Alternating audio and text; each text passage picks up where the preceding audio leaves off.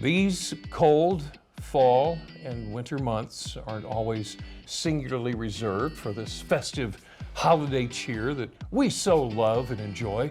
Because remember, it gets dark earlier, not to mention bone-chilling cold that we contend with. How could we forget? Some might even say it can get a little scary out there, and there's no shortage of curious and frightening stories that come out of Delmarva. Well, we have back again with us today with a couple of those interesting tales is Andy Nunez, author and amateur historian. Welcome back. Thanks for having me. To Historic Studio D. Okay, so really scary stories can be found year-round. Year-round. And these stories we're going to talk about today, yes, they might help chill your blood a little bit for the season, but they're not really bad. Not that bad. Okay. Not that bad. Okay. They'll be fun. Tell us this one about Reverend Henry Maynadier.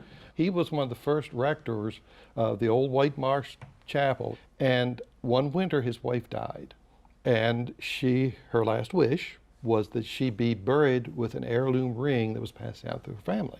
Okay. So they had the funeral service. She had the ring on.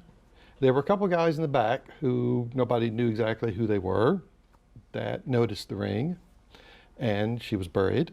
But that night, the two fellows in the back, they came back with shovels because they wanted that ring. And they dug her up. They dug up the coffin, they smashed the coffin lid with the shovels. So her body was showered with debris, dust, and all this stuff, and they saw the ring. And so one of them reached down to tug on the ring didn't come off. Uh-oh. So he pulled out his clasp knife, you know, those old-fashioned ones before, pocket knives, and he was going to hack her finger off at the joint. As he started to do that, she woke up. The two thieves dropped their shovels and ran for it. She walked home. Now, he lived a mile, the Reverend did, from the church.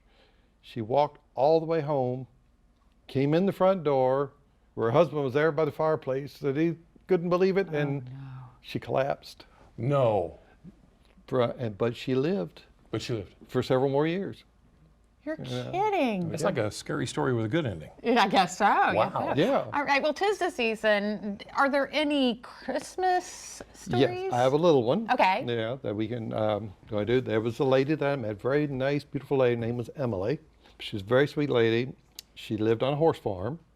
Her and her husband raised 40 horses. And so she would have to get up 4 o'clock in the morning to take care of the horses. She wouldn't get back to bed till 8:30 that night and do it all over again. It was very hard work on this big horse farm in Dorchester County. One night, her husband went off on a business trip, and she was laying in bed. Now, this was the bed that had been passed down through her family, that her mother and her father had both died in this bed. Well, that's not creepy. No, not much. But all of a sudden, when she was laying there trying to go to sleep, the bed started shaking. And then she felt like there was somebody in the bed with her. And she was so unnerved, she turned the light on. There was nobody there. So she turned the light back off. She said, look, she said, you do what you got to do. I'm going to get some sleep. Nothing happened. So the next day, she went upstairs to get some stuff out of the attic for Christmas, and the attic door was shut. Everything was fine. She went shopping. She came back. The attic door was open. But nobody had been there because her husband wasn't back yet.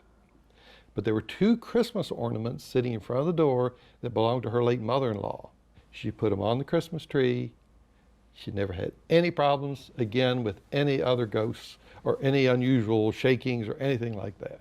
Well, she was pretty brave, I have to say. She's a brave lady. Yeah. There's even ghost stories for Christmas. Even ghost stories for Christmas. Sure, why not? Andy, Christmas spirit. always good to have you in. Thank you so much. Happy to be here. Thanks.